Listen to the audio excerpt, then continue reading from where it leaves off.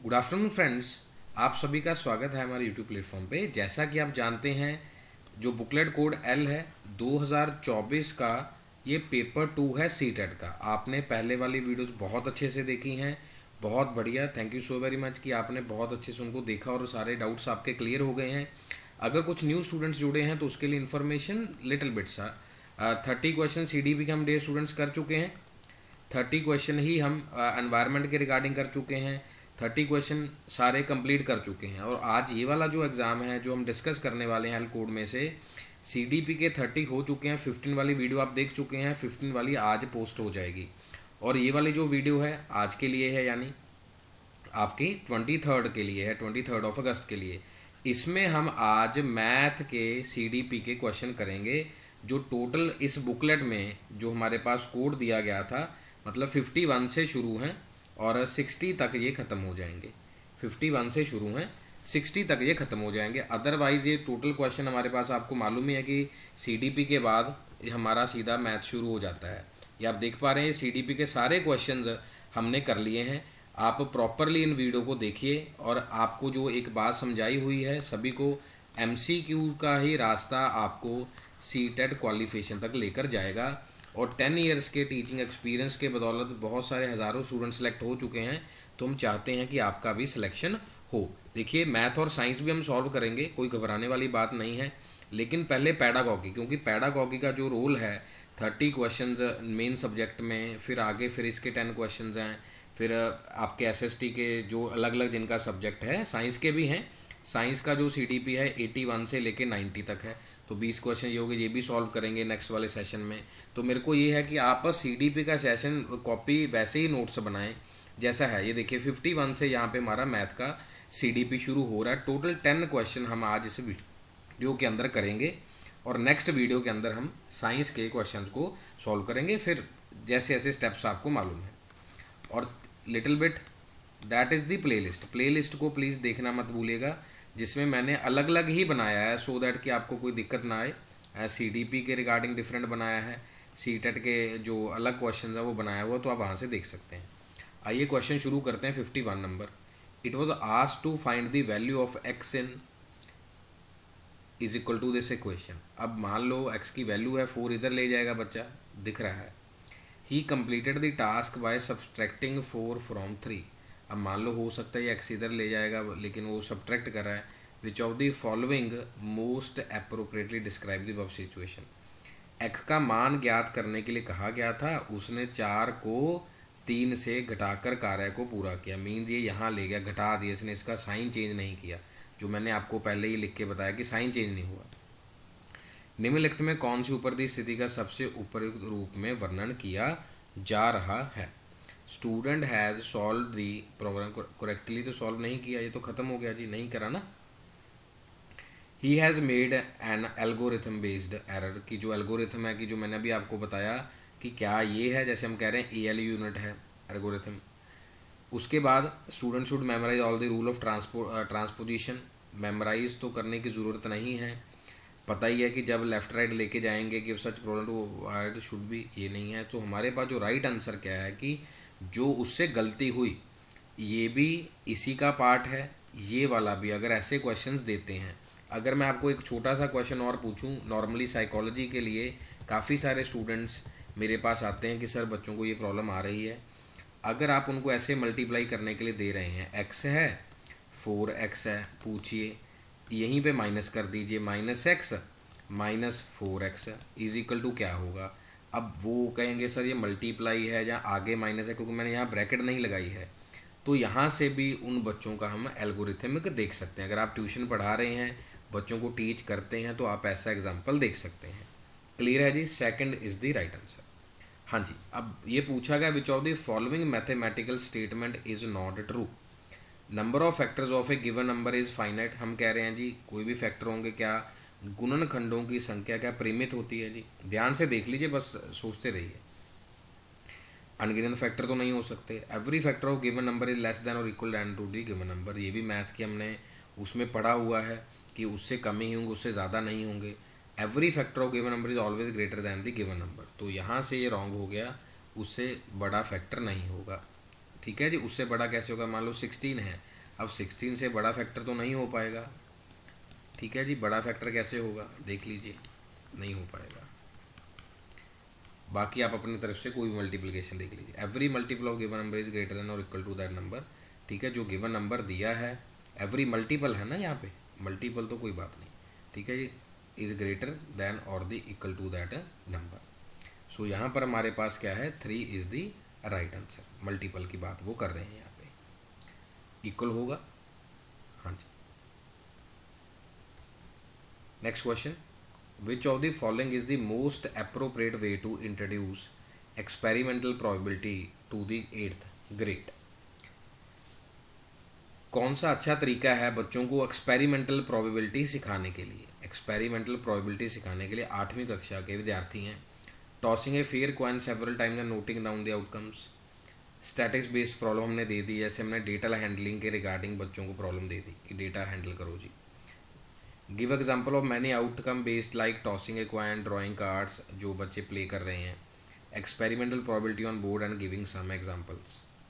सो यहाँ पर अगर बच्चे को हम प्रोबेबिलिटी सिखा रहे हैं तो अब यहाँ ये भी उसी का एग्जाम्पल है, लेकिन अगर उसको सिखाना है एक्सपेरिमेंट करने के लिए कि अब तू बता क्या होगा, अब बता क्या होगा, so that is the right answer. Tossing a fair coin several times and noting down the outcome. एक निष्पक्ष सिक्के को कई बार उछालना, परिणामों को नोट करना और लिखना।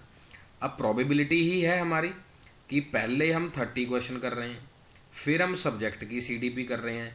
अब ये आपके लिए एक प्रोबेबिलिटी है कि पहले वाले में सही हो रहा है आपका आंसर, दूसरे वाले में हो रहा है, तीसरे में, चौथे वाले में। फिर आपको कॉन्फिडेंस हो जाएगा कि हाँ जी ये मेरा स्ट्रॉन्ग पॉइंट है, ये मेरा वीक पॉइंट है। Next question, which of the following represent the most appropriate reason of the assessment at upper primary stage. कि आंकलन करते समय कौन से कारणों को दर्शा रहा है, प्राथमिक स्तर की बात कर रहे हैं, प्राइमरी स्टेज। बस उन बच्चों को लेकर ना, बाकी बच्चे भूल जाइएगा। क्या हम आइडेंटिफाई करेंगे स्पेसिफिक नीड्स को, देखिए ज़रा। उसके बाद what extend the objective of the mathematics curricula have been achieved.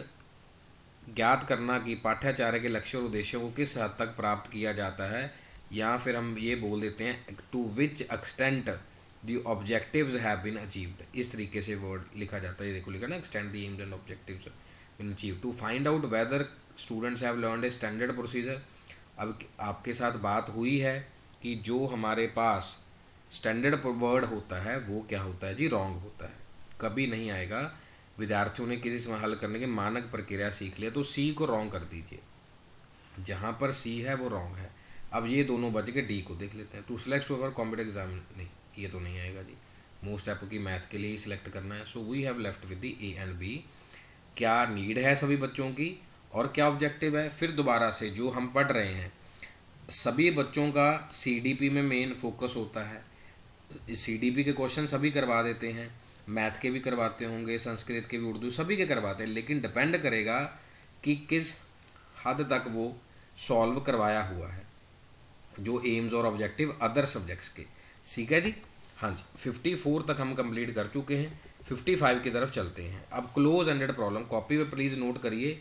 एक क्वेश्चन होता है हमारे पास ओपन एंडेड, एक हमारे पास होता है जी क्लोज एंडेड, कि बस अभी ख़त्म हो जाएगा यस नो में, या इस तरीके से ओपन कितना भी उसमें हम आगे तक लिख सकते हैं। अब यहाँ पर हमारे पास देखते हैं क्या ऑप्शन दिया हुआ है।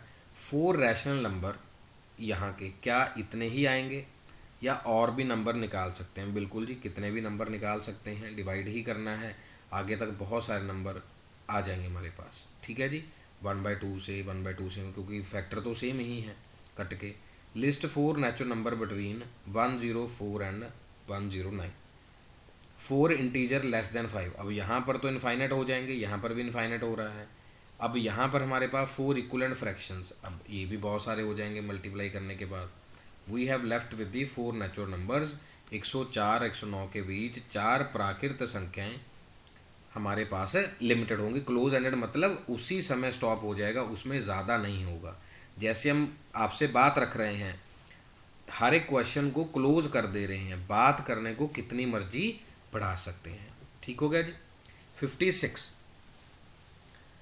Following is considered as characteristics of an affective mathematics classroom. यहाँ पर कोई भी आ सकता है, ईवीएस, साइंस, मैथ, ऐसे करके कुछ भी पूछा जा सकता है। Opportunity to student to solve this similar problems by teacher. Sensitise word देखिए ज़रा एक बार, क्या अच्छा वर्ड है, या ये लिखा हुआ है कि बाय द टीचर, साथ साथ नोट ही करते जाइए बस कि कौन कौन सी पोजीशंस हैं। Encourage individual problem solving task rather than the group work, क्या ऐसा होगा, क्या ग्रुप वर्क को प्रमोट किया जाएगा या नहीं किया जाएगा। Provide opportunity to student to solve with the multiple ways, जैसे हम कहते हैं कई कुछ मैथ के अध्यापक होते हैं, वो कहते हैं नहीं जी मेरे मैथडोलॉजी से ही किया जाएगा। बहुत तरीक़ों से सवाल को सॉल्व किया जा सकता है। समस्या को बहुत सारे तरीके से हल करने के अवसर विद्यार्थियों को प्रोवाइड करना, वही एक इफेक्टिव मैथमेटिक क्लास है। ये नहीं कहना कि मेरे मेथड से चला जाए, क्योंकि प्रॉब्लम सेंट्रिक क्लास होती है प्रॉब्लम के हिसाब से, और लर्नर सेंटर्ड क्लास होती है कि बच्चा खुद ही वो उसको सॉल्व करना सीखे। ठीक है जी, very good. Next question, following using questioning as a tool of assessment in a classroom. एक कक्षा में प्रश्न पूछने को आंकलन के एक साधन के रूप में उपयोग करते समय किसका अनुपालन करना चाहिए। केवल कम उपलब्धि प्राप्त करने वालों से प्रश्न पूछना, त्रुटियों और भ्रांतियों के आकलन के लिए प्रश्न पूछना, बिना समय दिए बहुत सारे प्रश्न पूछना, एक प्रश्न पूछना और स्वयं उसका उत्तर देना। Asking A question and answering it your self, कैसा कर सकते हैं, बिल्कुल नहीं कर सकते। यहाँ पर too many question without pause, ये भी नहीं कर सकते। अब आपसे धीरे धीरे भी सवाल पूछा जा रहा है और मेरी आवाज़ में भी या बातचीत करने में थोड़ा सा पॉज भी है।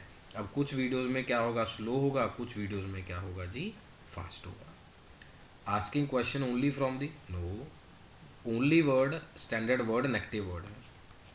क्वेश्चन फॉर, देखिए कि क्या बच्चा एरर कर रहा है, क्या उसकी त्रुटियां या मन में भ्रांति लिखी हुई है।